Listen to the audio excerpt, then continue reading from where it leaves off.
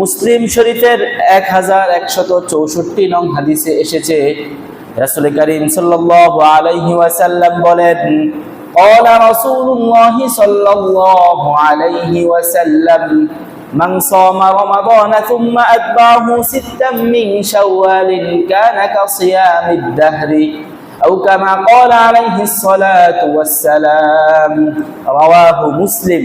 মুসলিম শরীফের হাদিস, রাসূল করিম সাল্লাল্লাহু আলাইহি ওয়াসাল্লাম বলেন, মান সামা রমাদান সুম্মা আতবাহু সিত্তাম মিন শাওয়াল, যে ব্যক্তি রমজানের 30 রোজা রাখার পরে শাওয়ালের 6টি রোজা রাখবে, কানা কাসিয়ামিদ দাহরি, তাকে সারা বছর রোজা রাখার সওয়াব দেওয়া হবে।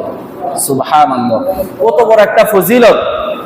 এই ফজিলতটা যদি আমি আপনি অর্জন করতে না পারি, তাহলে এই রমজানে 30 রোজা রাখলাম, আর শাওয়াল মাসে যদি 6টি রোজা রাখি, তাহলে সারা বছর রোজা রাখার সওয়াব। এই